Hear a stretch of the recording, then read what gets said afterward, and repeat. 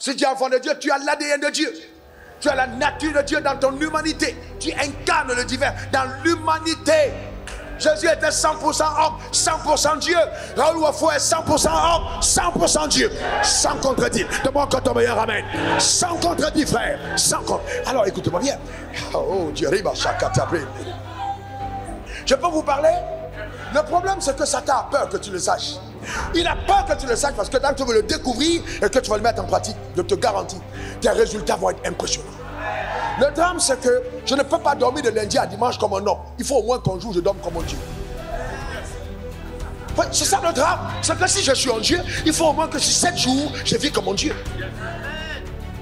Jésus s'entend que bon, il faut montrer à ces gars qu'il est Dieu. Il dit les gars, partez. On dit on fait comment? Il dit j'arrive. Et après il marche sur les eaux. Mais il n'a pas passé tout son temps à dire on va marcher sur les eaux. Il était quand même dans les pirogues. Mais il y a des moments où il disait je vais vous montrer que même si on est dans un pirogue, je peux marcher sur l'eau. Donc il doit arriver des jours où il te dit à la nuit, je suis le travail à faire demain, mais je ne dors pas comme tout le monde. On va veiller. Cette nuit, je vais dormir dans la prière. Et je termine à ma salle de bain et je vais au travail. Je vais activer maintenant le turbo divin. Et là, tu passes toute la nuit en prière. Et le lendemain, tu es en forme.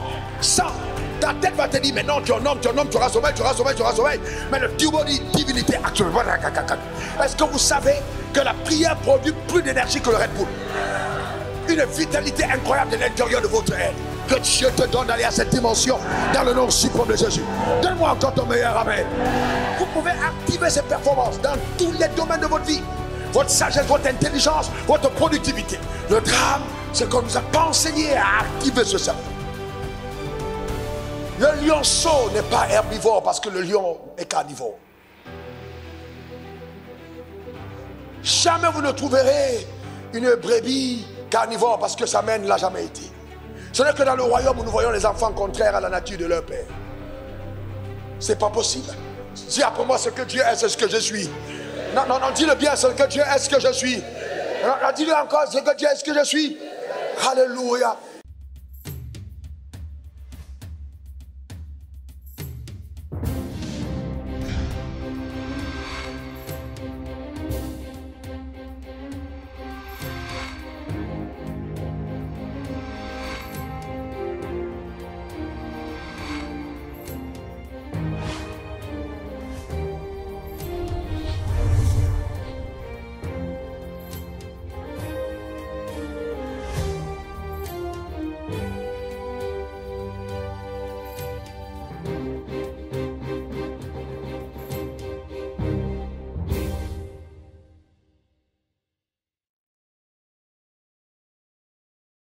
Père, que ton nom soit béni. Je veux te rendre grâce pour ce jour glorieux. Je recommande à toutes les personnes qui m'écoutent sur la planète Terre en ce moment précis. Au devant de ton trône, je prie qu'il soit accordé à chacun la capacité d'entendre, mais surtout de comprendre. Saint-Esprit, accomplis ton œuvre profonde, de renouvellement de l'intelligence, de transformation intérieure. Dans le nom suprême de Jésus, que ta lumière jaillisse à l'intérieur de nos âmes enténébrées et que ta lumière nous montre exactement le chemin de la rédemption, le chemin du salut, le chemin de la vie. Père, béni sois-tu pour ta parole qui, dans sa puissance souveraine, accomplit divers miracles, transformations dans la vie de ton peuple, au nom suprême de Jésus. Je déclare établi que personne ne se déconnecte de cet autel sans avoir reçu la portion du ciel pour sa vie en cette saison. Au nom suprême de Jésus, j'ai prié, quelqu'un dise Amen 3 fois. Amen, Amen, Amen. Que Dieu te bénisse abondamment. Nous sommes donc à la suite du message du couronnement, c'est-à-dire le couronnement, deuxième partie. Et j'ai défini le couronnement, la définition prophétique, comme étant le rituel par lequel tu es souverainement investi des pouvoirs divins pour retrouver l'évidence de ta royauté. Le rituel par lequel tu es souverainement investi des pouvoirs divins pour retrouver l'évidence de ta royauté. Et c'est la raison pour laquelle, à la fin du premier enseignement, nous avons mis de l'huile d'onction sur nos vies, prenant la référence du texte de Lévitique. Alors cette huile d'onction sert de couronne dans le monde invisible sur nos têtes afin que nous puissions retrouver la raison d'être, amen, de notre création par Dieu. Car quand Dieu a conçu l'homme, Ça c'est un rappel. Dans Ézéchiel 28, verset 17, il dit à Lucifer, je te jette par terre afin que les rois te voient. Donc dans la pensée de Dieu, initialement, l'homme germant de son intelligence la plus élevée, il a voulu que cet homme, avec grand âge, soit un roi, règne sur la terre. Donc la royauté fait partie justement, émane de la pensée souveraine de Dieu. Dieu est le concepteur initial de la royauté. Ensuite, voyez-vous, nous avons vu que l'homme a perdu sa royauté de par le péché. Satan l'a volé. Il a volé la couronne. Et c'est pourquoi, ayant possédé cette couronne, il est devenu le Dieu de ce maître et a commencé à contrôler la terre. Mais Dieu n'a pas laissé faire. Il a mis sur pied un stratagème, une stratégie conçue dans l'antre de son être, dans le haut savoir de son intelligence et de sa connaissance. Par l'alliance qu'il a conclue avec Abraham, il a donc décidé de ramener l'homme dans la domination. C'est pourquoi il a dit à Abraham, Genèse 17, verset 6, toujours un rappel, les rois sortiront de toi. Je ferai de toi une grande nation. Donc Dieu a parlé de rois et de rois et de rois. C'est pourquoi la Bible dira dans Romains 5, verset 17, voyez-vous, ceux qui ont reçu l'abondance de la grâce, de don, de la justice, régneront dans la vie. Ils régneront dans la vie. Donc l'essence du salut n'est pas un échappatoire aux responsabilités terrestres, mais à nous repositionner dans la royauté, afin que dans la vie, sur la terre, chacun d'entre nous retrouve dans un segment précis, amen, la royauté, c'est-à-dire régner, c'est-à-dire gouverner, c'est-à-dire imposer le règne de Dieu, rétablir le système de pensée, la manière de faire de Dieu dans cet environnement précis. Voilà la raison pour laquelle on est né de nouveau. Et j'ai dit que l'un des problèmes majeurs de l'Église, sinon, à mon sens, le premier problème de l'Église, qui n'est pas le diable, hein, pas du tout. D'ailleurs, dans les enseignements que je donnerai peut-être à l'école sur la création de richesses, je montrerai que, vous savez, la divinité dont nous avons été avertis contre n'a pas été le diable. C'était plus Mammon que Satan lui-même. Et donc, je vais vous dire, montre que le problème majeur de l'Église, aujourd'hui, c'est un problème, vous voyez-vous, d'ignorance au sujet de sa royauté. Nous sommes ignorants au sujet de la royauté. Nous sommes ignorants à ce sujet, voyez-vous. Et ça, c'est dangereux. Par l'influence de la mentalité de l'esclavage. Par l'influence de la mentalité d'esclave. Donc nous sommes ignorants au sujet de notre royauté par l'influence de la mentalité d'esclave. Vous savez, libérer un esclave et en faire un roi ne va pas tout de suite l'amener à vivre comme un roi. Vous voyez? Donc il est important que nous le comprenions. Maintenant, regardez bien, nous avons parlé de process. Suivez-moi attentivement. Je peux être profond avec vous, vous le permettez? Écoutez-moi bien, écoutez-moi très attentivement. Et ça va vous parler, hein? C'est très profond. Alors, j'ai parlé des étapes, j'en dis 5, hein, du couronnement à l'évidence. Suivez-moi bien.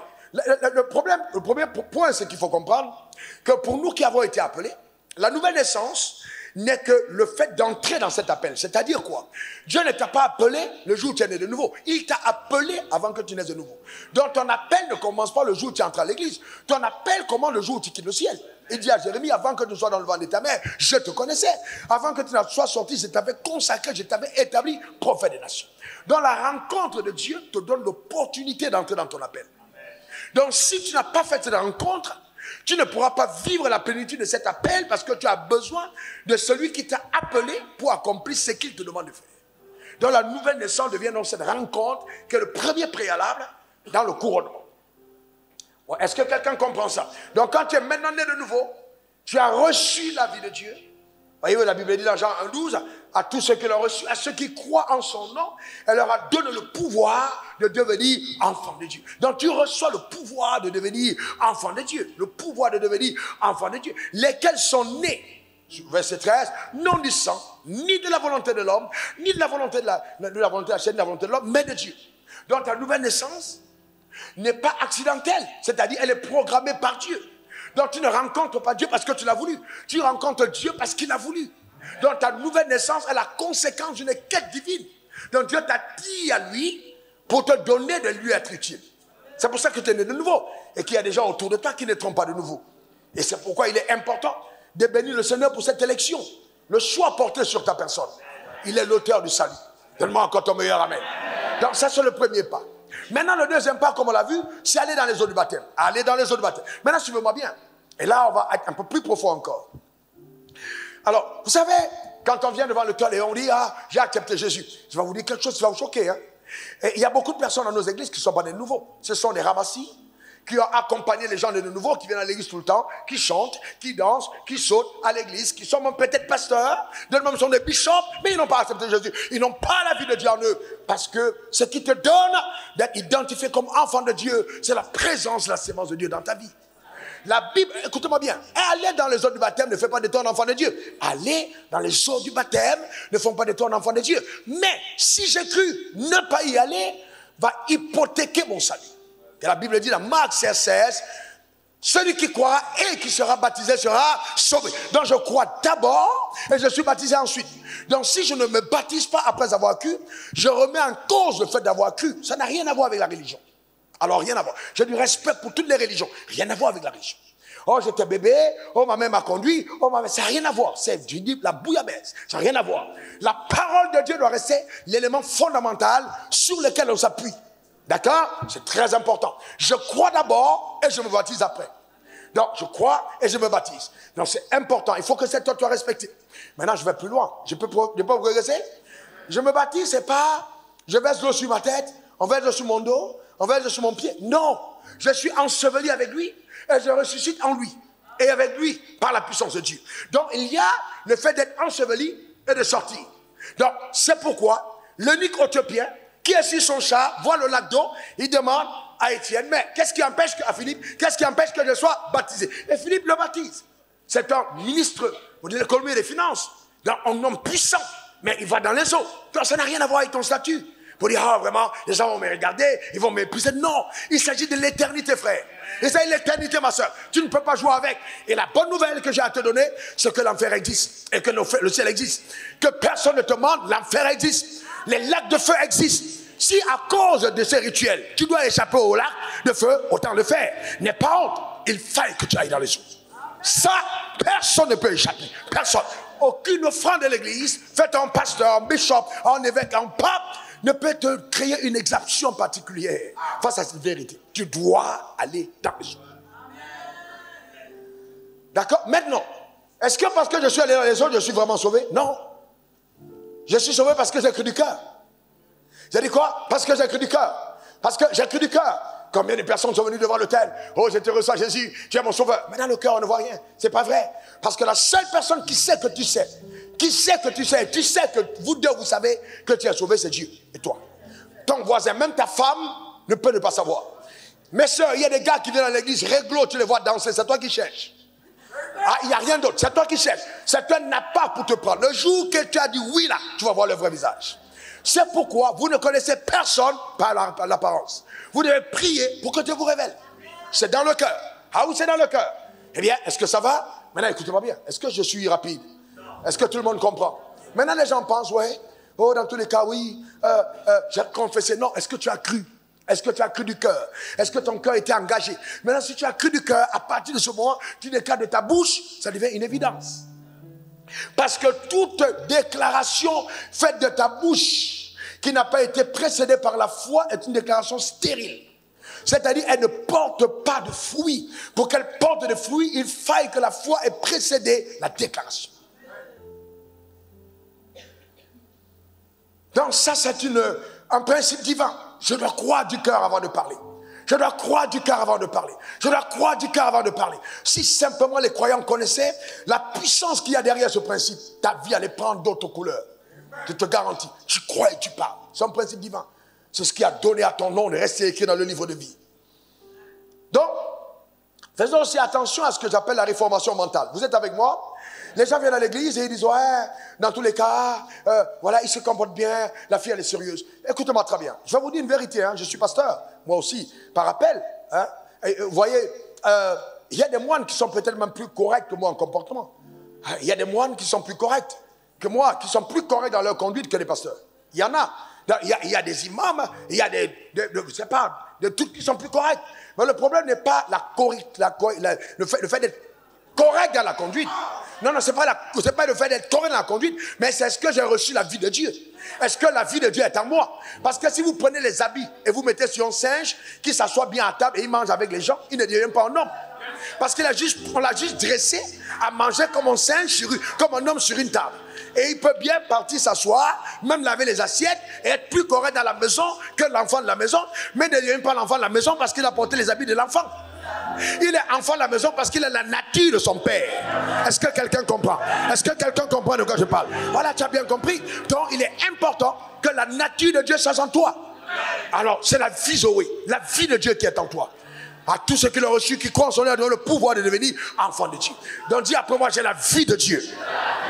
Encore une troisième fois. Alors tu n'as pas que la vie, voyez-vous, tu n'as pas que la vie, mais tu as d'abord la vie. Alors que le singe n'a que la vie, mais il n'a pas la vie. Mais le drame, c'est que si tu prends la vie et que tu as l'apparence du singe, tu auras la vie de Dieu, mais en singe. Donc les gens diront, tu es en Dieu, mais quand tu agis, tu es comme un singe. Tu sautes de bras en bras. Ici, tu es là. Tu as 7 fiancés en même temps. Tu es en tu vois, tu as la vie de Dieu, mais tu es un singe. Ou tu as la vie de Dieu, mais tu es une gazelle. Tu cours, on ne sait pas où tu vas. Mais tu as la vie de Dieu. Voilà. Donc, il faut maintenant qu'il y ait une forme, voyez, d'équilibre entre la vie reçue de l'intérieur et la vie manifestée à l'extérieur.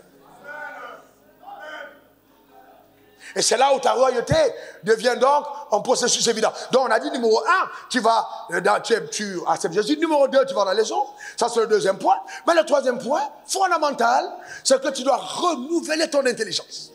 Tu dois renouveler ton intelligence. Ah oui, c'est le troisième point, renouveler l'intelligence. Et ça c'est fondamental. Ah oui. Ah non, hein, ouais, vraiment, il a construit des grandes choses, il fait des grandes choses pour Dieu. Moi, je n'ai pas de respect pour les gens qui ne font que les grandes choses pour Dieu. Non. Ah, écoute-moi, Lima, tu sais, j'ai vu dans la Bible des gens travailler contre Dieu puissamment. Dieu n'était pas avec eux. La tour de Babel n'a pas été construite par les hommes de Dieu, qui étaient avec Dieu. C'était une grande tour. Mais Dieu a dit, personne ne peut rien contre ces hommes. Pourquoi? Parce que dans l'intelligence de Dieu, il a établi des lois. Si vous coopérez avec elle, vous vous élevez. Même contre Dieu, vous élevez. Même contre le système de Dieu. Pour que Dieu vous résiste, il est obligé d'appliquer d'autres lois pour vous détruire. Donc le fait que j'ai une grande église, ça ne veut rien dire. Ça ne veut rien dire. Ah, je participe à l'aide beaucoup d'argent. Ça ne veut rien dire. Rien du tout alors. Ce qui compte, c'est d'abord la nature de Dieu en toi. C'est d'abord la nature de Dieu. Ce n'est pas ces choses que tu fais. Non, elles sont bonnes, mais elles doivent être précédées par la nature divine. Dans ton cœur. Et aujourd'hui, nous sommes dans une génération de haute séduction, où tout est porté à l'apparence, ce que les gens regardent, nos statuts sur Internet, la posture qu'on prend, on fait des trucs et tout, mais ça, c'est pas ce qui compte. C'est ce qu'il y a dans le cœur qui compte. Là où les regards des hommes ne regardent pas, ne peuvent voir, c'est ce qui compte pour Dieu. C'est pas l'apparence. Vous savez qu'il y a des gens qui ont le discours de la piété juste parce que c'est agréable d'entendre de parler de la piété, mais qui eux-mêmes ne vivent pas la piété. C'est pas tant le discours. Alors qu'est-ce que Dieu dépose en toi? Je dis la nature. Dis après moi la nature. Encore la nature. Oh, dis après moi c'est la nature de Dieu. Encore c'est la nature de Dieu. La Bible déclare à 1 Jean 3, 1, voyez quel amour le Père nous a témoigné pour que nous soyons appelés enfants de Dieu, et nous le sommes. Alléluia. Nous le sommes, dis je le suis. Encore s'il te plaît, affirme-le encore. N'oublie pas que c'est à cause de cette déclaration que Jésus est mort. Dis-le bien. Alléluia. Tu es enfant de Dieu. Amen. Amen. Donc ça veut dire quoi? Si tu es enfant de Dieu, tu as l'ADN de Dieu. Tu as la nature de Dieu dans ton humanité. Tu incarnes le divin dans l'humanité. Jésus était 100% homme, 100% Dieu. Raoul Wafou est 100% homme, 100% Dieu. Sans contredit. Demande quand ton meilleur amen. Sans contredit, frère. Sans contredit. Alors écoutez-moi bien. Oh Dieu, je peux vous parler? Le problème, c'est que Satan a peur que tu le saches. Il a peur que tu le saches parce que tant que tu veux le découvrir et que tu vas le mettre en pratique, je te garantis, tes résultats vont être impressionnants. Le drame, c'est que je ne peux pas dormir de lundi à dimanche comme un homme. Il faut au moins qu'un jour je dorme comme un Dieu. C'est ça le drame. C'est que si je suis un Dieu, il faut au moins que sur 7 jours, je vis comme un Dieu. Donc, Jésus sentant que bon, il faut montrer à ces gars qu'il est Dieu. Il dit, les gars, partez. On y en fait comment? Il dit, j'arrive. Et après, il marche sur les autres. Mais il n'a pas passé tout son temps à dire, on va marcher sur les autres. Il était quand même dans les pirogues. Mais il y a des moments où il disait, je vais vous montrer que même si on est dans un pirogue, je peux marcher sur l'eau. Donc il doit arriver des jours où tu dis à la nuit, je suis le travail à faire demain, mais je ne dors pas comme tout le monde. On va veiller. Cette nuit, je ne vais pas dormir dans la prière. Et je termine dans ma salle de bain et je vais au travail. Je vais activer maintenant le turbo divin. Et là, tu passes toute la nuit en prière. Et le lendemain, tu es en forme. Sans. Ta tête va te dire, mais non, tu es un homme, tu auras sommeil. Mais le turbo dit divinité actuelle. Est-ce que vous savez que la prière produit plus d'énergie que le Red Bull? Une vitalité incroyable de l'intérieur de votre être. Que Dieu te donne d'aller à cette dimension dans le nom suprême de Jésus. Donne-moi encore ton meilleur amen. Vous pouvez activer ces performances dans tous les domaines de votre vie. Votre sagesse, votre intelligence, votre productivité. Le drame, c'est qu'on ne nous a pas enseigné à activer ce cerveau. Le lionceau n'est pas herbivore parce que le lion est carnivore. Jamais vous ne trouverez une brebis carnivore parce que sa mère ne l'a jamais été. Ce n'est que dans le royaume où nous voyons les enfants contraires à la nature de leur père. C'est pas possible. Dis après moi, ce que Dieu est, c'est ce que je suis. Non, dis-le bien, ce que Dieu est, ce que je suis. Non, dis-le encore, ce que Dieu est, ce que je suis. Alléluia. Et alors, donc, s'il a déposé dans ton cœur la nature divine, il y a quelque chose qui devient évident. Ça s'appelle l'amour de Dieu. J'ai dit quoi? L'amour de Dieu. C'est un mot profond, puissant. Il a répandu son amour dans nos cœurs par le Saint-Esprit. La preuve que je lui appartiens, c'est que je l'aime. Il n'y a pas une autre évidence. La preuve que je lui appartiens, c'est que je l'aime. Veux-tu avoir une preuve? C'est mon amour pour Dieu. Et je vais te dire, écoutez-moi bien, et ça c'est trop fort. Je peux faire des choses au nom de Dieu sans aimer Dieu. Je peux faire les choses au nom de Dieu pour la promotion de ma personne. Ça s'appelle l'orgueil personnel. Je peux dire, ah ouais, servant de Dieu, je t'envoie à tel endroit, je dois bâtir le temple de la foi. Elle dit, oh, parce que faut il m'aime, je lui donne l'argent, va bâtir. Mais j'ai envie de bâtir mon empire au travers de sa capacité. Ce n'est pas que je l'aime, mais je l'exploite par mon égoïsme et je camoufle ça dans l'amour. C'est pas l'amour. C'est pas l'amour. C'est pas l'amour. Le véritable amour, c'est que je dis, ok, tiens, fais ce que Dieu te met à cœur, même si c'est pas le temple de la foi, vas-y. Quand vous aidez les gens parce que vous cherchez vos intérêts, vous êtes égoïste, c'est pas l'amour. C'est pas l'amour. C'est pas l'amour. Le véritable amour, c'est pas la quête de son intérêt. Le véritable amour, c'est l'épanouissement de la personne en face. Et je vais vous dire une chose, la seule preuve que tu aimes Dieu, c'est que tu aimes ton prochain. Il n'y a pas autre chose, hein. C'est pas, ouais, moi, je suis le super-héros, je n'ai jamais péché. Non, on va voir tout à l'heure que tout ça, c'est du mensonge. Ah, mais c'est pas vrai. C'est pas vrai du tout. C'est l'amour de Dieu. Aimez Dieu. 1 Pierre 1, 22 à 23. Ayant purifié vos âmes en obéissant à la vérité pour avoir un amour fraternel sincère. J'ai dit quoi? Amour fraternel. J'ai dit quoi? Amour fraternel sincère. Vous savez, depuis que Dieu m'a élevé dans certains domaines, je connais les problèmes de Dieu. Le vrai problème qu'un homme a quand il est immensément riche, c'est que finalement, il lui faut beaucoup de discernement pour savoir qu'ils sont vrais. Et le drame aussi, c'est que cet homme peut se retrouver à confondre en disant, parce que tout le monde le cherche pour l'argent, même quand les gens le cherchent, ne sont avec lui par cœur, il peut confondre en pensant que tout le monde est là pour l'argent. Et ce n'est pas une situation facile. C'est pour ça que certains choix de la vie, faites-le quand vous êtes encore en possibilité de discerner.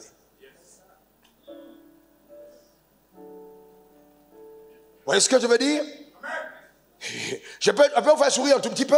Vous savez que quand vous avez une puissance, et même la femme qui pensait que non, il me faut un gars qui est grand de taille, 2,15 m, même si tu as 1,50 m, elle estime que bon, en fait, ta grandeur là, c'est dans la poche. Donc la taille là est compensée par la dimension. Donc, voyez-vous, c'est compliqué. C'est compliqué. Dans tous les cas, si j'ouvre celle du Cannes, je ne sais pas si on va s'en sortir. Je ne sais pas si on va s'en sortir. Je ne sais pas vraiment. Quand tu as regardé la go pour les abandonner à mariage, je ne sais pas si tu l'aimais ou si tu étais en train de trouver un autre moyen de réussir ta vie. En ayant une femme qui répond aux critères, amen, de l'apparence que le selfie va donner sur ta page Facebook afin qu'elle ne soit pas en déphasage avec ta prospérité. Est-ce que tu l'aimais vraiment ou alors tu t'aimais en la cherchant? Telle est la question. On peut demander la même chose aux femmes. Mais ça là, c'est pas mon problème. C'est entre vous, vous allez régler ça. Donc, Voyez-vous, c'est important. C'est pas mon problème.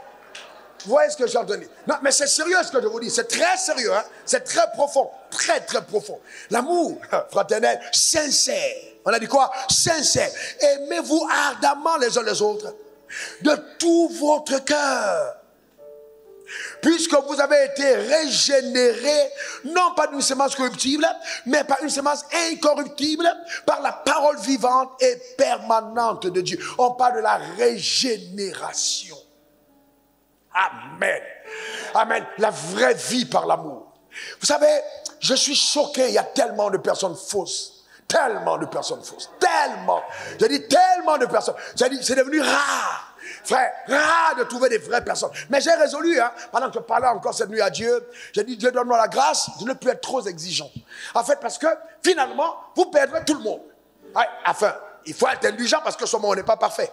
Donc, c'est très important de toujours revenir à soi. On n'est pas parfait soi-même. Donc, on tolère les autres parce que Dieu nous tolère nous-mêmes.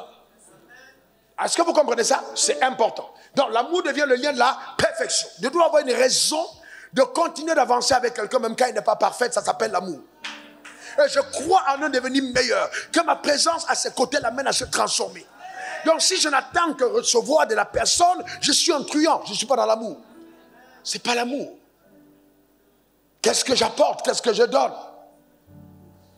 Alors, et donc, il y a aussi ce que ça produit quand on arrive à cette dimension de la vie de Dieu en nous. Ça, c'est juste un rappel. On a, là-dedans, on a la haine du péché. J'ai pour moi la haine du péché. Encore la haine du péché. Et vous savez, fondamentalement, la haine de ce péché, oh Dieu, aide-moi profondément. C'est pas tellement, non, j'ai pas menti, j'ai pas volé, non. Mais la haine de ne pas servir aux desseins pour lesquels Dieu veut que tu sois sur terre. Ça, c'est le point central. Je n'ai pas servi aux desseins pour lesquels Dieu veut que tu sois sur terre. C'est-à-dire, vraiment, ne pas servir à ces desseins. Tu dois détester ça de tout ton cœur. Et c'est à cause de ça que tu te gardes. C'est à cause de ça que tu pries. C'est à cause de ça que tu ne veux pas te corrompre. Parce que tu veux être un vase utile entre ses mains. Il a payé le prix, c'est certes.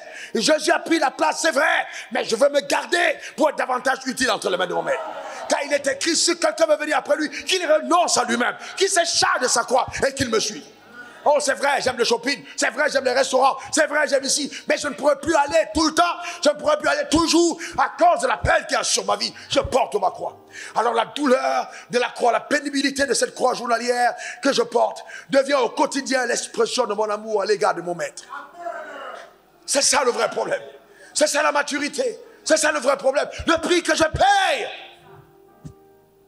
ce que je paye pour le royaume des cieux, sur la terre des hommes. Honte devait être certains d'entre vous. Si je vous pose la question de savoir quelle douleur, quel fardeau, quelle pénibilité vous avez dans l'âme pour le royaume, vous n'allez pas me répondre. Parce qu'en fait, vous êtes des profiteurs de la grâce. Mais vous ne collaborez pas avec la grâce qui vous a été donnée pour servir au maître. Et ça, Jésus n'est pas content. Il n'est pas content du tout. Il est important que nous collaborons à la grâce. C'est fondamental. Que Dieu nous pardonne et que la miséricorde soit accordée à certains. Dans le nom suprême de Jésus. C'est important, frère. 1 Jean 3, 9, 10. Quiconque est né de Dieu ne pratique pas le péché. Parce que la sémence de Dieu demeure en lui. Quelqu'un dit après moi, sémence de Dieu. Encore sémence de Dieu demeure en lui et il ne peut pécher. Parce qu'il est né de Dieu. C'est par là que se font connaître les enfants de Dieu et les enfants du diable. Quiconque ne pratique pas la justice n'est pas de Dieu. Non plus celui qui n'aime pas son frère. Donc, en d'autres termes, si je dis tel frère a fauté et puis je vais le lapider et tout, la Bible dit je suis autant coupable que lui parce que si j'aime mon frère, je protège mon frère, j'aide mon frère à se relever. Donc celui qui accuse et celui qui commet la faute sont tous deux coupables et victimes de manque d'amour. On a besoin de guérison. Demande encore ton meilleur amen. Et regardez ce texte de français courant, 1 Jean 1, verset 8 à 9. À cette table, quand je priais hier, j'ai dit, je vais discuter avec l'Église. Si nous prétendons être sans péché, nous nous trompons nous-mêmes et la vérité n'est pas en nous. C'est le même texte, mais plus loin. Voyez-vous, si nous prétendons être sans péché, nous nous trompons nous-mêmes et la vérité n'est pas en nous. Comment lui qui écrit ça en disant, c'est lui qui pêche du diable, et dit, si on prétend ne pas avoir de péché, la vérité n'est pas en nous. Qu'est-ce qu'il est en train de dire? Il est en train de dire, quand il parle de sémence, ce qu'on appelle l'accommodation à la vie. Donc, vous voyez, quand tu as une sémence, par exemple, une femme qui est enceinte, voyez-vous, quand il y a des enfants qui ne supporteront pas tout le monde des avocats. Ouais, tu n'es pas allergique à ça, mais dès qu'il est dans ton ventre, il y a un type de nourriture, quand tu prends, tu renvoies. Parce que la sémence qui est en toi ne tolère pas cette nourriture. Donc, en fait, le problème, c'est quoi? Quand tu es vraiment né de nouveau, on ne va pas te tirer pour te dire, ne va plus en boîte, ne va plus ici. En certain moment, tu te rends compte toi-même que tu as pris une femme chez toi. Elle n'est pas ta femme. Vous habitez ensemble et elle t'appelle Marie. Toi-même, tu dis, tu n'es pas ma femme. Je dois mettre de l'ordre. Tu rends compte dans ton esprit qu'il y a quelque chose qui n'est pas à l'aise avec ça. Ça s'appelle la sémence de Dieu. Elle est en toi. C'est elle qui te parle. C'est elle, la sémence. Elle te rend mal à l'aise à l'intérieur. Cette sémence, tu ne peux pas, c'est la sémence de Dieu. Vous voyez, cette sémence-là est en toi. C'est elle maintenant qui commence à conduire tes pas. C'est elle qui commence à réguler ta manière de faire. C'est elle qui commence à réguler ta conduite. Ça s'appelle la sémence. C'est cette sémence qui est en nous. Comme une voiture qui a le moteur diesel, mettez de l'essence, elle va accepter l'essence, mais elle roule quelques mètres, elle s'arrête. Même chose. Elle s'arrête pourquoi? Parce que ce n'est pas le type de carburant. Donc tu ne carbures plus avec le péché. Donc tes assimilations, tes amis, tes compagnies est un indicateur pour moi si oui ou non ton moteur a changé. Parce que si ton moteur a changé, ton carburant a changé. Si ton carburant d'amitié, ce sont les amis, les gens qui sont dans le monde, qui sont toujours à côté de toi, ça veut dire que ton moteur n'a pas changé. Je reconnais qui tu es par les personnes qui s'associent à côté de toi. Et les 5 personnes les plus proches de ta vie déterminent la trajectoire de ta destinée. Donc je regarde pour voir qui t'entoure, je sais où tu vas. C'est simple. C'est pas compliqué dans la vie, c'est simple. Tu peux te séduire toi-même, mais cette vérité, ça marche. Je me suis toujours demandé comment les gens font pour être à l'aise avec les gens qui font des choses qui sont contraires à ce que Dieu veut qu'on fasse publiquement et vous riez à table. C'est incroyable. Vous insultez votre divinité. Vous insultez votre divinité. Est-ce que vous savez que la présence de la vie divine en vous doit changer l'atmosphère dans laquelle vous êtes? Les gens doivent être mal à l'aise à table de parler de n'importe quoi. Même votre patron. Parce qu'on sait que, la pasteur est là. Ils vont t'appeler pasteur. La prophétesse. Ils vont dire, se moque de toi. Mais il faut dire amen. Il faut dire amen. Il faut dire amen. Ah oui, elle est là. Hey, ne parlez pas d'ici. Elle sera mal à l'aise. Il faut dire amen. Il ne faut pas te compromettre en commençant à rire. Si je ne ris pas, mon patron ne va pas aller la promotion. Non. Il faut bien comprendre que Dieu te place là où il veut, comme il veut. Et il attend de toi que tu sois une lumière, que tu montes un exemple, que tu rayonnes dans l'endroit. Et c'est important. C'est important de ne pas te mettre dans une génération de personnes contraires aux voies de Dieu et commencer à être content avec ça. Quelqu'un dirait, je perdais mon travail. Mais est-ce que vous savez que Jésus a dit, je ne suis pas venu apporter la paix mais l'épée? Qu'est-ce que tu as déjà souffert à cause de Christ? Je veux que je te dise ce que j'ai souffert. J'ai dormi à la gare de bus. J'ai été avec les réfugiés. J'ai été rejeté. J'ai subi tellement de choses. Mais, eh bien, c'est une joie. Vous savez, si vous n'avez jamais souffert pour Dieu, vous ne le connaissez pas. Je reprends. Je dis, je reprends. Si vous n'avez jamais souffert pour Dieu, vous ne le connaissez pas encore. Vous ne le connaissez pas. La véritable connaissance de Dieu arrive quand tu commences à souffrir pour Dieu. Tu n'as pas encore souffert pour Dieu, tu ne le connais pas encore. Il y a une différence entre le roi qui est au lait et le roi qui gouverne. Beaucoup d'entre vous êtes des rois au lait. Vous ne connaissez pas encore la royauté. Vous êtes au biberon. Le lait est sucré. On vous donne tout ce qui est tout ce qui est doudou, sucré, sucré, sucré. Ça, c'est un signe d'immaturité. Dis-moi encore ton meilleur amen. Dieu t'a appelé, une fois que tu le rencontres, à devenir co-ouvrier. Dis après moi, co-ouvrier. Encore co-ouvrier. C'est-à-dire quoi? Il veut travailler avec toi sur la terre. Oh mon Dieu. Alléluia. Co-ouvrier. 2 Corinthiens 6, verset 1. Puisque nous travaillons avec Dieu, nous vous exhortons à ne pas recevoir la grâce de Dieu en vain. Hey, ne pas recevoir la grâce de Dieu en vain. Ne pas recevoir la grâce de Dieu en vain. C'est-à-dire que la coopération avec la grâce va te permettre de travailler avec Dieu. Il faut coopérer avec la grâce. Amen. Ouh, Dieu ne peut pas se servir de ta vie si tu ne la mets pas volontairement à part. Tu dois la mettre à part. Tu dois t'extraire du monde. Tu dois te rapprocher de Dieu par la prière, par la parole, par le jeûne. Tu te mets à part. Tu tiens ton corps assujetti. Tu te mets à part pour que Dieu t'utilise. Tu as besoin d'être mis à part. Les personnes qui sont dans la foule ne sont pas utiles entre les mains du maître. Tu dois te mettre à part. Et ça, c'est personnel. C'est un choix, à part. Alléluia. À part. Un jour à 2 heures du matin, tu sens une force prendre, tu tombes du lit poussé par le Saint-Esprit et tu commences à gémir en esprit, tu commences à prier, tu te mets à part, tu déclares un jeûne à cet instant parce qu'il y a quelque chose que Dieu veut faire par ta vie. Ah oui, tu dois te mettre à part. C'est pour ça que le Saint-Esprit est là. Te mettre à part, frère. Eh bien oui, te mettre à part véritablement. Ah ouais. Te mettre à part, frère. C'est important. Et c'est pour ça que beaucoup d'entre nous n'écoutons pas la voix de Dieu. Tu es jeune, tu vois ton père porter les bracelets. Tu mets aussi les bracelets. D'accord, c'est pas mal, mets les bracelets. Mais tu n'as même pas de salaire. Moi, mes cheveux, c'est naturellement roulé. Tu allais dégommer toi-même. Tu n'as pas d'argent. Moi, c'est naturel. Je mets l'eau de faire ça, boum, ça se roule. Mais ça, c'est bien, c'est l'apparence, c'est la forme. Mais prends le fond. Prends ce qui est dedans. Ne prends pas la forme. Prends le fond. Sois sérieux. Amen. Donne-toi à Dieu entièrement. Travaille pour Dieu. Ne sois pas là à regarder tous les petits jeunes filles commencer à rire. Tu as un avorton. Tu as avorté ta destinée. Tu vas pas aller loin. Tu as avorté ta destinée. Tu as avorté. C'est-à-dire, on devait t'accoucher, mais tu es fini. Parce que tu ne payes pas le prix. Ah oui, c'est vrai. Oui, tu as avorté ta destinée. Avorté. C'est l'avortement. Si on avorte, tu peux avorter les projets. Parce que tu n'es pas sérieux. Tu avortes tes projets. C'est ça le problème. Et c'est ça le problème des jeunes gens.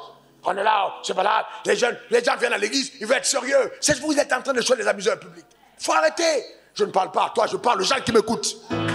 Quelque part, est-ce que quelqu'un comprend de quoi je parle? Ah oui, il faut être sérieux. L'âge de la jeunesse, l'âge de la productivité, l'âge de la vitalité, c'est l'âge où on se donne entièrement. Jésus est mort à 33 ans. Arrêtez ça. Soyez sérieux. Vous êtes là, on ne sait pas qu'est-ce que vous cherchez.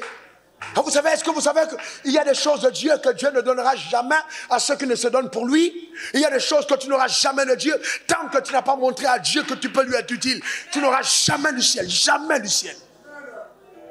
Moi, je ne sais pas, je vais les enfants, je vais le mari, c'est ça tes petits problèmes.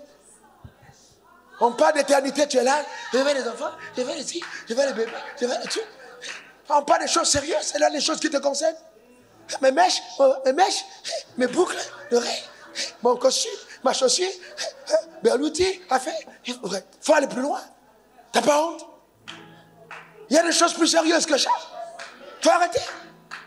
Alors pourquoi certaines personnes ne règnent pas? Écoutez-moi bien. Pourquoi certaines personnes ne règnent pas? Vous voulez le savoir? Je peux vous dire pourquoi certaines personnes ne règnent pas? Écoutez-moi bien. Vous voulez savoir? C'est simple, hein? Ce n'est pas le fait de porter une couronne sur sa tête, mais de prendre conscience qu'on est un roi, une reine. C'est-à-dire, si je n'ai pas pris conscience que je suis un roi, la couronne sur ma tête ne me servira de rien.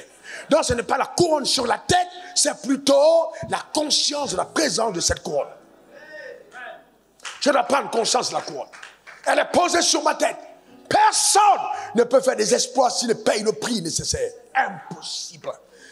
Impossible. Frères et sœurs, depuis 2007, fin 2008, c'est l'église a commencé, elle impacte le monde entier. Les gens sont bouleversés de partout. Ne vous trompez pas, ne pensez pas que c'est un hasard. Ce n'est pas simplement le don de Dieu. C'est un investissement conscient, stratégique. Vous n'arrivez jamais à la performance sans prix payé. La grâce vous aide, bien entendu. Mais il faut payer le prix. Vous devez le faire. Vous devez le faire. Il faut chacun pour sa part prendre conscience de la couronne divine. D'accord? Je suis allé dans les eaux. Le troisième point, je dois renouveler mon intelligence, comme j'ai dit. Romains 12, verset 2. Parole vivante. Regardez la version. Regardez ça. Parole vivante. Parole vivante, les gars. Ne vous coulez pas simplement dans le moule de tout le monde. J'ai dit quoi? Ne vous coulez pas dans le moule de tout le monde. Ma sœur, ne te coule pas dans le moule de tout le monde. Les sœurs de l'église, ne prends pas le moule de tout le monde. Tu as ton moule. Mon frère, ne te moule pas dans le moule de tout le monde. Amen. Ah là là, pas de tout le monde. Elle a voyagé, mais tu ne sais pas comment elle a voyagé. Frère, ne te moule pas dans le moule de tout le monde. Ne conformez pas votre vie aux principes qui régissent le siècle présent. Ne copiez pas les modes et les habitudes du jour, parce que ça change. Ça change. Laissez-vous plutôt entièrement transformer par le renouvellement de votre mentalité. Adoptez une attitude intérieure différente. Donnez à vos pensées une nouvelle orientation, afin de pouvoir discerner ce que Dieu veut de vous. Ouais, tu discernes ce que Dieu veut de vous, de toi, afin que vous serez capable de reconnaître ce qui est bon à ses yeux, ce qui lui plaît et ce qui vous conduit à une réelle maturité. Alléluia. Donc c'est dans le renouvellement de l'intelligence que tu discernes ce qui t'amène à la maturité. Donc vous voyez, si je ne suis pas mature, je ne peux pas manifester l'évidence de ma royauté. Je dois avoir la maturité. Quelqu'un dit après moi, maturité. Encore, il faut la maturité, frère. La présence d'argent ne te rend pas mature. J'ai vu tellement d'hommes riches, immatures, des femmes riches, immatures, des femmes mariées, immatures. Amen. Et j'ai vu des pauvres matures. La maturité, ce n'est pas l'argent. Il faut avoir la maturité. Renouvelle-toi dans l'intelligence. Ne suis pas les coutumes. Amen. Tu es là, tu bats ta femme. Et ta femme ne peut pas parler à ton pasteur. Tu vas parler à qui? Tu veux qu'elle meure dans la maison? Ah oui, non. Hey, ouais, mais lui-même il est pasteur. Mais qui est ton pasteur? Tu bats ta femme. Quand je dis ça, vous voyez, regarde, le nombre de femmes qui serrent le visage, ça peut être un indicateur que tu la bats. Tu bats. Personne ne peut te parler. Tu es à la maison comme tu veux, c'est moi le chef. Mais dans le royaume des cieux, pourquoi tu ne renouvelles pas ton intelligence? Citer les versets bibliques ne te font pas connaître Dieu. Non, la citation des versets bibliques, ce n'est pas la connaissance de Dieu. Renouveler l'intelligence, c'est adopter la manière de faire de Dieu dans un domaine précis. Quand je touche mon argent, comment je fais avec l'argent? Est-ce que j'agis comme tu agis avec l'argent? Quand je suis en relation avec mon conjoint, comment je fais? Est-ce que j'agis comme Dieu agit? Avec mes collaborateurs. Les seules vraies personnes autour de vous ayant un témoignage intégral de votre amour, ce sont ceux qui vous entourent. Amen. Ils vous connaissent. Ils vous connaissent. Donc il faut quand même aller à un autre palier de transformation intérieure, de sacrifice, de démonstration de maturité.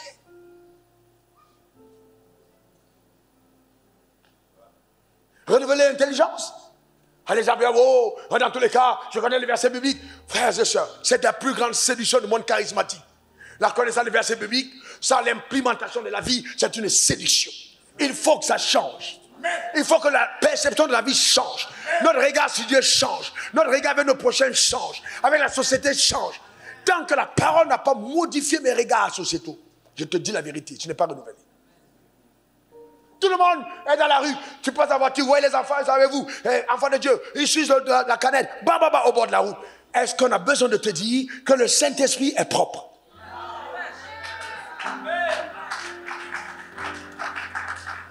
Certains d'entre vous, si on est dans votre chambre, les slips sont à terre aujourd'hui. Dimanche, tu es venu adorer. Tout est jeté dans les coins. Il n'y a pas d'ordre. Mais tu es venu à l'église. Et tu es sapé. Tu as peut-être 5 couleurs de vernis. Mais il faut qu'on aille voir ta chambre. C'est une poubelle. Mais attendez. Où est venu le renouvellement de l'intelligence? L'intelligence là, de Dieu qui est en toi, doit commencer évidemment à être visible dans ta manière de te tenir, ta manière de faire. Tu dois dégager le témoignage de Dieu. Arrêtez d'être des acteurs et des actrices. Certains n'ont pas bossé leurs dents. C'est terrible. Et vous voyez, et ça, on est trop spirituel. On est tellement spirituel, on est renouvelé. La Bible dit, je suis la lumière du monde, je puis tout par Christ qui me fortifie. Mes frères et sœurs, même prendre soin de ton corps, prendre soin de ton corps, de ton propre corps, et tu commences à dire, non frère, ma soeur, il faut arranger ça. Il faut arranger ça. Il faut arranger ça. Il faut arranger. Ton mari ne peut pas te parler, tu vas parler, toi aussi, tu te lèves. Même chez les Woubi, il y a une femme. C'est quoi ça? C'est pas possible. Il y a une femme. C'est pas possible.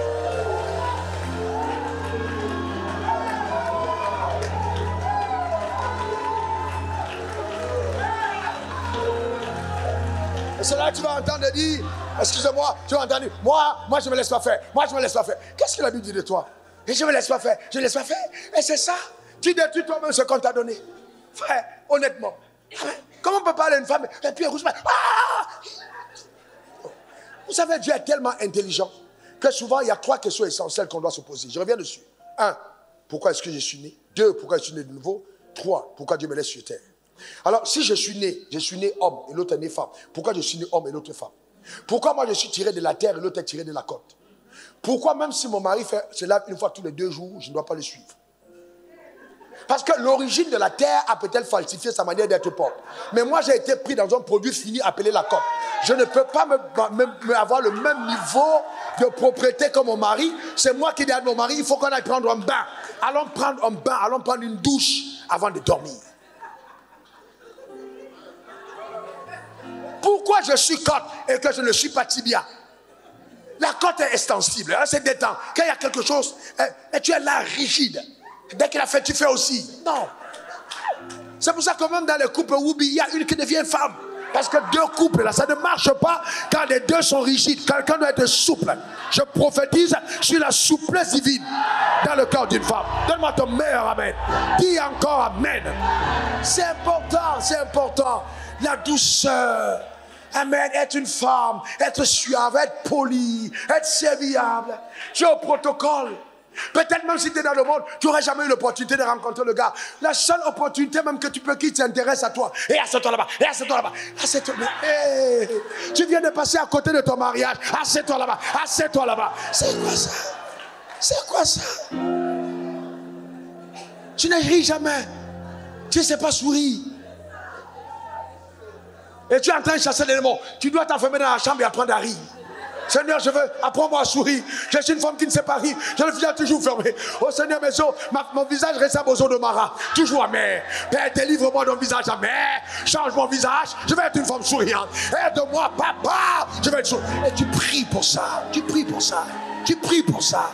Tu pries pour ça. Tu pries pour ça. Tu vas effrayer les enfants d'autrui. Tu es trop. C'est pas normal.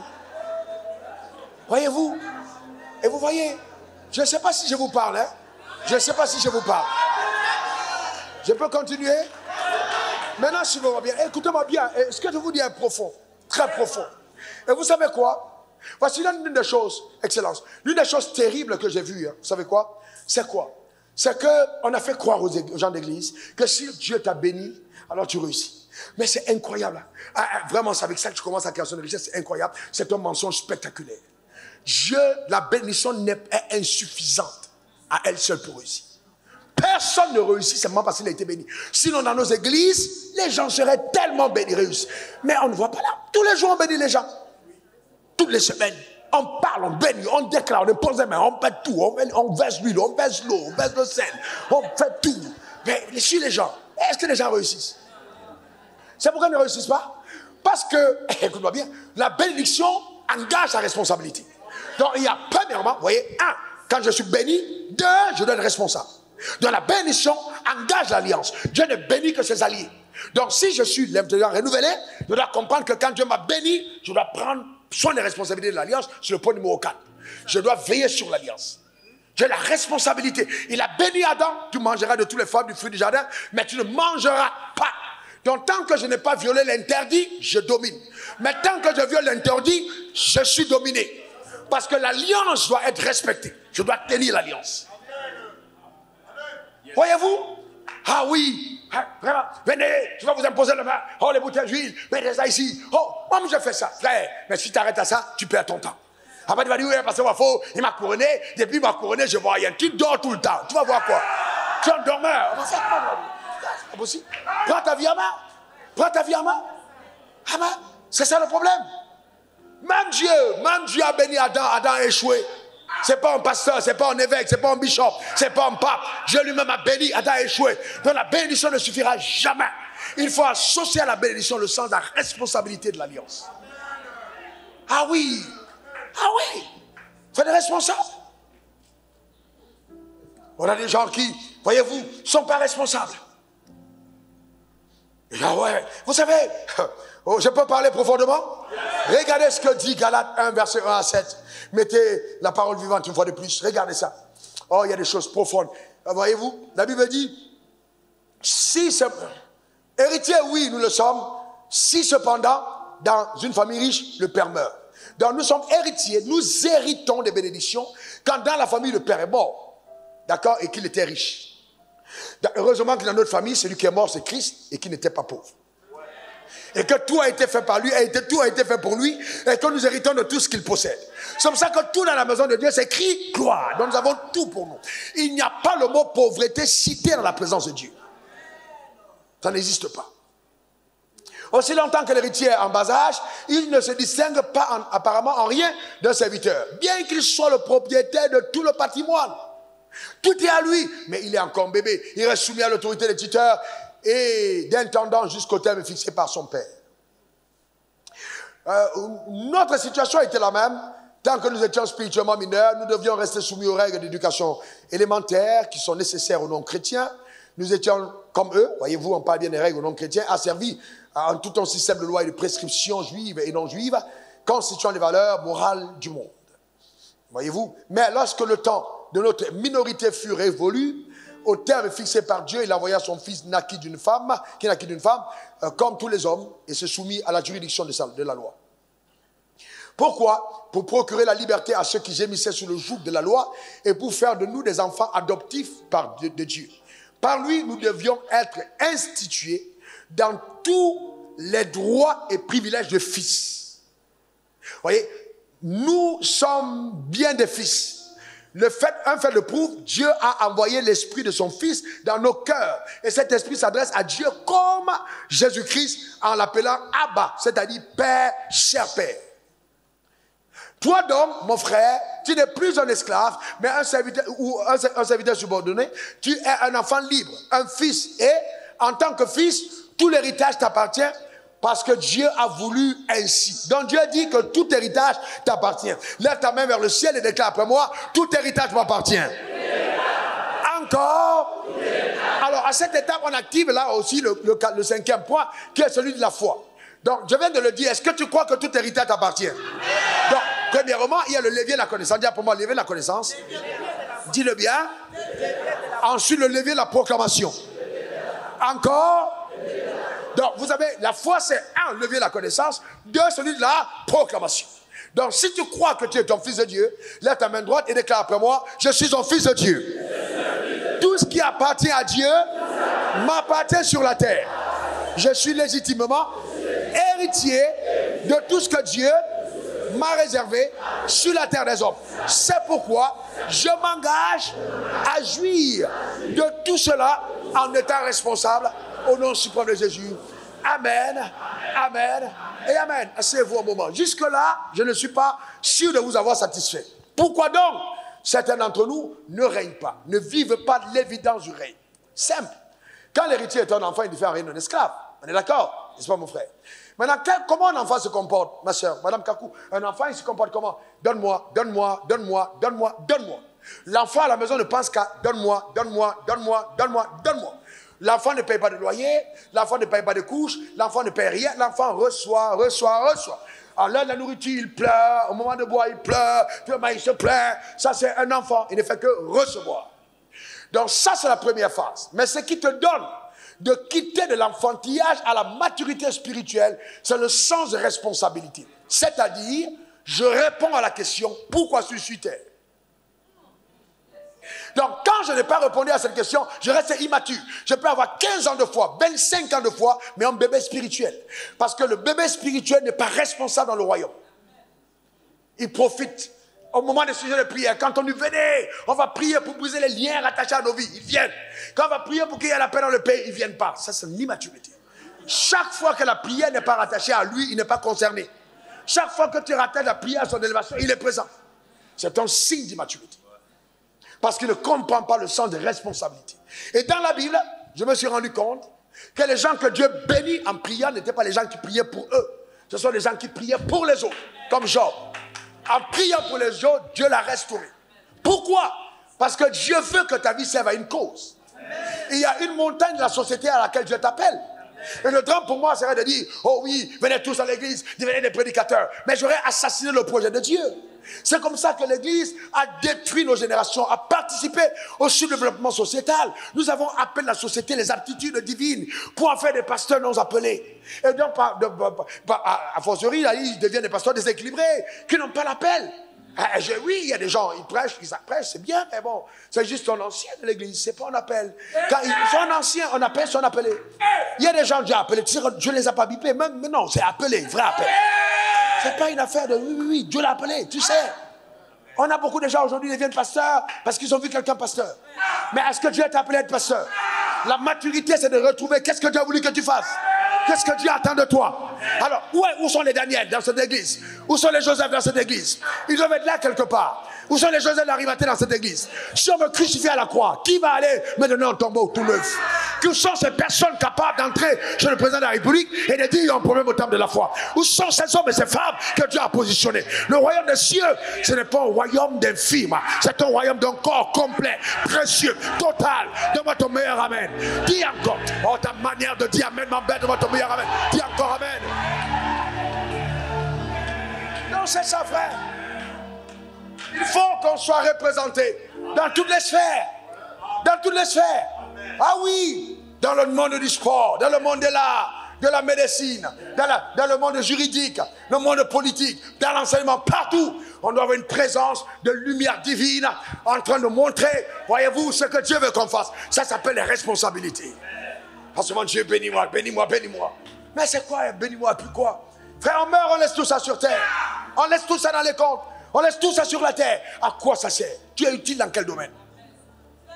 Dans quel domaine? Dès qu'on t'a trouvé un travail, oh non, je ne peux plus faire les affaires de l'église parce qu'on m'a trouvé un travail. Petit travail, on t'a trouvé, t'as pas honte? Petit travail. Il y a des gens que j'ai pitié d'eux quand je les regarde. Je me demande, je ne sais pas où ils vont aller dans la vie, quoi. Je ne comprends pas. Petite responsabilité, responsable d'ambassade. T'occuper des gens. Oh, ma maison, je ne veux pas que les gens viennent. C'est ta maison. Dieu t'a donné une maison. Tu as une maison, heureusement. Tu as un grand salon. Il y a des gens qui n'en ont pas. On ne peut pas prier chez toi. Ah, merci mon frère. Que Dieu te bénisse. Que Dieu te bénisse. Parce que tu ne comprends pas qu'un endroit où les gens se réunissent et ils chantent des cantiques. Ils chantent des cantiques. Tu ne sais pas où les gens se réunissent et ils chantent des cantiques. Ils chantent des cantiques, on tape les mains. Tu ne peux pas imaginer. Je te dis la vérité devant Dieu que je sais. Toutes les personnes qui sont venues chez moi, même si tu faisais les cauchemars, ça s'arrête. Je vous dis la vérité. Ma soeur souffrait d'un mal de ventre. Elle est venue chez moi, elle voulait partir chez encore, passer au Nigeria. Rien qu'en dormant chez moi, la même nuit, 2 ans, ils sont venus l'opérer. Je n'ai pas besoin de prier. J'ai reçu un Indien récemment. Il me dit, oh, what a peace in this home. Ouais, quelle paix dans cette maison. J'ai reçu, après l'Indien, un Marocain. Il dit, waouh, j'aime trop l'atmosphère. En espace de 2 jours, j'aime l'atmosphère de l'endroit. J'ai dit, mais c'est la présence de Dieu. Tu es ici. Vous pensez que je cite des versets bibliques, je chante des cantiques, je parle la Bible. Tout ça, c'est écrit sur les murs. Vous voyez, dans le monde spirituel, il y a c'est écrit, il y a des écriteaux de la Bible. Mais ta maison, il n'y a qu'un dombolo. Mais c'est pas possible. C'est pas possible. Donc, même quand les sorciers arrivent chez toi, ils sonnent facilement. Il y a trop d'ouverture. La musique mondaine résonne. Après, c'est toi qui vas dire poutou doucement. Poutou, tu sais tourner les reins. Dombolo. Et puis tu acclames ton fils. Mon poutou, il danse bien, mais il danse sur dombolo. Et toi, tu es là, tu regardes. C'est sur ça, il danse. Tu ne sais pas ce qui est en train de se passer dans la vie de ton enfant. Demain, quand il devient poutou, et c'est là où tu vas comprendre ce qui s'est passé. C'est ça le problème. C'est ça le problème. Parce que tu ne veux pas servir Dieu. Tu ne veux pas t'engager pour Dieu. Tu ne veux pas te donner pour Dieu. C'est ça le problème. Sois sérieux. J'ai résolu. Je suis arrivé à cette conclusion, ma fille. Écoute-moi bien. Dans le règne spirituel, quand tu vois quelqu'un avec un problème, Dieu n'a jamais tort. Les hommes qu'on voyait, c'est des acteurs. Dieu n'a jamais tort. Quand vous avez un problème, restez dans la vie de quelqu'un. Dieu n'a jamais tort. N'ayez pas pitié en disant, oh Dieu connaît la personne. Dieu n'a jamais tort. Les gens sont malaux, hein. Faites attention. Dieu n'a jamais tort. Dieu n'a jamais tort. Si tu étais vraiment sérieux avec Dieu, ce problème ne durerait pas. Quel est ton battement de cœur? Pourquoi tu es avec Dieu? Ah ouais. Je veux l'argent. Je veux être béni. Je veux ici. Mais pourquoi? Qu'est-ce qu'il y a dans ton cœur? Qu'est-ce que tu cherches? Je vous ai dit, et je prie le Seigneur. J'ai eu une vision où Dieu m'a montré l'influence de maman. Je vais enseigner dessus un jour à venir. Et j'ai dit, Seigneur, je prie. Et je dis, Seigneur, pardon. Garde-moi. Je ne veux pas tomber dans ce piège. Ou quand vous écoutez la parole, vous ne voyez que l'argent. Vous voyez que l'argent. Il m'a montré une vision, il m'a parlé. J'ai commencé à prier. Il faut faire attention. L'argent est un instrument. Ce n'est pas une fin. Ce n'est pas une fin. Donc la prédication de la gloire que j'apporte ne te donne pas de venir à l'église seulement pour une voiture. Ah ouais, je ne comprends pas. Les entreprises sont devenues ici. Il faut que tel prophète aille prier pour moi. C'est pour ça que tu es à l'église? Tu es seulement à l'église pour que tes affaires marchent?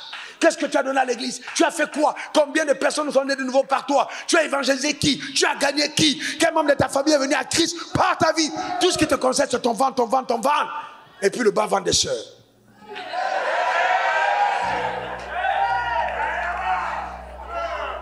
Vous voyez, ce n'est pas intéressant. Il faille en un certain moment une forme de révolte personnelle, individuelle. À quoi ma vie sert? la différence quand vous voyez quelqu'un que Dieu a avec lui, nous tous on commet des erreurs, mais ce qui te garde en Dieu, c'est ton amour pour Dieu.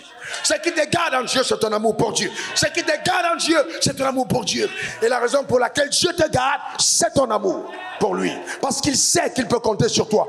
Il sait que malgré ça, cette fille elle-même. Il sait que malgré ça, elle gagne les âmes. Il sait que malgré ça, elle est avant. Il sait que malgré ça. Et là, ça devient comme une forme de charge, une forme de combat, une forme de bataille que tu livres tous les jours dans la présence de Dieu. Tu cries, tu pleures, mais Dieu te dit, ma grâce te suffit, je suis avec toi. Continue, avance, n'abandonne pas, continue la parole.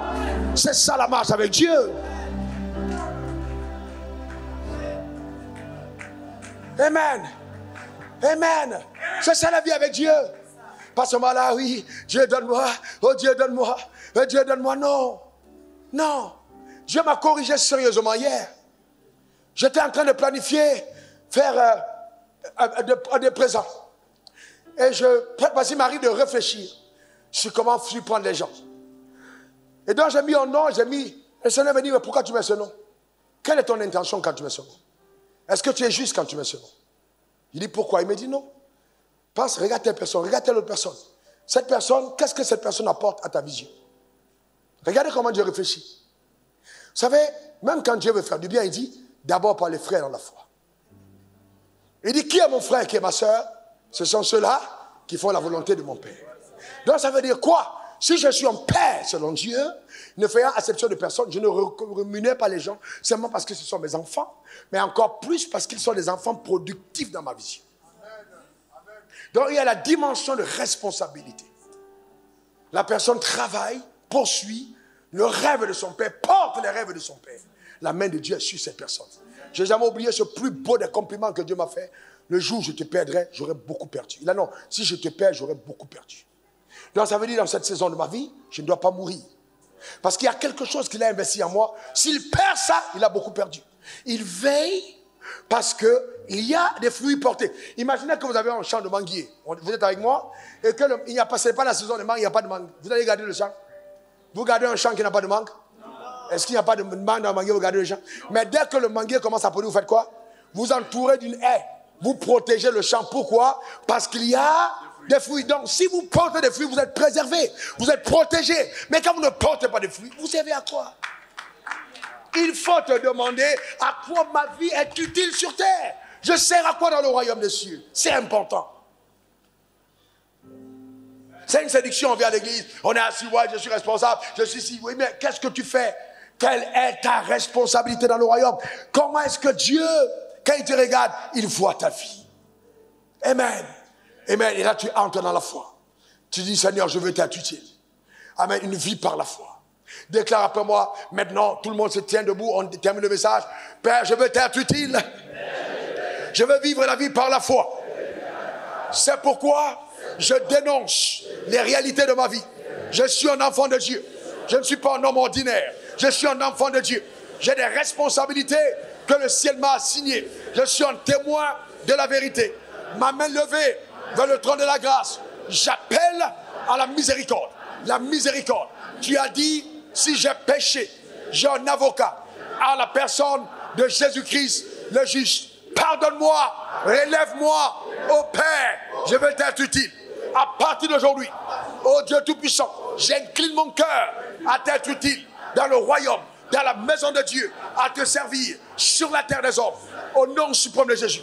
J'annonce sur ma vie que Jésus, par son sang, a effacé l'acte dont les ordonnances me condamnaient et subsistaient contre moi. Je n'ai plus peur, je n'ai pas peur, car la liberté est mon partage. Il est écrit, celui que le Fils affranchi est véritablement libre. Je suis libre, libéré, totalement affranchi, transformé par le pouvoir exceptionnel d'en haut, au nom suprême de Jésus. Ô Père, merci. Merci pour ta bénédiction qui ruisselle sur moi. Oui, je révélerai ta puissance. Oh Dieu, et tu prépares une lampe. Tu prépares une lampe pour moi qui suis ton oint. Ô Seigneur, tu vas revêtir de honte mes ennemis. Et sur moi brillera ma couronne. Selon ta parole, au nom suprême de Jésus. J'ai compris. Je décide de mûrir spirituellement, d'aller à la maturité. Je suis pleinement fils, responsable. Je ne suis plus un esclave. Non, non, non. Je suis responsable dans le royaume des cieux et je règne sur la terre des hommes. Au nom de Jésus. Amen. Amen. Et amen. Assieds-toi un moment. Amen, amen. Assieds-toi un moment. Juste un moment. Écoute-moi bien. Alors, vous voyez, quelqu'un te dira, oui, mais si tu sais, tes parents étaient possédés, n'est-ce pas? Et il y a une malédiction héréditaire qui pèse sur ta vie. Mais comment tu agis alors que tu as été couronné? Comment tu agis avec ça? Oh, il faut livrer les combats, il faut construire des hôtels, venez faire des sacrifices à l'hôtel. Votre destinée sera relâchée. Certains d'entre vous, vous croyez en ces mensonges. Excusez-moi, mensonges parce que ça peut être l'ignorance. Je crois qu'ils ne sont pas de mauvaise foi, mais il s'agit de révélation. Je ne veux pas venir bâtir un hôtel et poser des semences pour la liberté d'une vie qui a déjà été libérée. Ce n'est pas possible. Je suis en train de remettre en cause le sacrifice de la croix. Alors les gens me diraient, mais pourquoi les gens font ça? Ils savent pourquoi ils le font. Vous savez, l'inspiration de la peur est la plus forte manipulation de notre siècle. Notez-la. Hein? Notez-le. L'inspiration de la peur est la plus forte manipulation de notre siècle. L'inspiration de la peur. Je t'inspire la peur. Je veux te faire peur pour te manipuler. L'inspiration de la peur. Oh non, c'est les sorciers de ton village qui sont en train de te combattre. C'est eux qui veulent arrêter ta destinée. C'est pour ça que ton début ne marche pas. Ça, ton mariage ne marche pas. Ton mariage ne marche pas parce que tu as de mauvaises habitudes. C'est tout. Est-ce que la sorcellerie n'existe pas? Ça existe, mais je suis plus fort que le sorcier. Celui qui est à moi est plus fort que celui qui est dans le monde. Comment peux-tu être revêtu d'entités divines et de craindre les démons? Moi, j'ai un problème. J'ai un problème. Revêtu d'entités divines. Tu as la vie divine en toi. Tu as l'ADN de Dieu. C'est comme si vous me dites, le lionceau fuit la souris. J'ai un problème. Non, non, non, non, je ne sais pas. Qui a déjà vu un lion fuir une souris? C'est pas possible. Comment allez-vous me dire qu'en brousse, c'est le lièvre qui poursuit le lion? Impossible. Qui poursuit l'autre? C'est le lion qui poursuit le lièvre. C'est le lièvre qui a peur du lion. Quand le lion apparaît quelque part, j'ai vu un truc authentique, un faux lion. On l'a mis comme ça et puis deux chiens dormaient. Les chiens se sont réveillés à côté d'un faux lion. Les chiens, ils ont fui. Même le faux lion faux, amen, a fait peur aux chiens. Est-ce que tu sais que même dans ton sommeil, quand Satan te voit, quand il te voit coucher, quand il voit la crinière, quand il voit la royauté, quand il te voit coucher, il tremble. Les sorciers de ton village tremblent à cause de ta divinité et de ta royauté. Je déclare ta vie bénie, ta vie comblée, tu es couronné, tu règnes sur la terre. Au nom suprême de Jésus, donne-moi 3 bons amen. Que Dieu bénisse son âme et que Dieu punisse le diable. Que les adversaires de la vérité soient confus et que la lumière de Dieu éclate par la puissance en haut. Au nom suprême de Jésus, donne-moi encore 3 bons amen. Gloire à l'agneau, gloire à Jésus. Randa kabo shata, lève nos mains vers le ciel, rendons grâce à Dieu. Randa shakata rabo shata, rendo kabro shakata. Merci Jésus. Alléluia. Élevons la voix. Sote bosati, rekorobosa, endere kota kerebosati daba, ende kebrosa, elebose, yando kebrosa katabare, elebosa ndere ketebla, ekelebosa ndere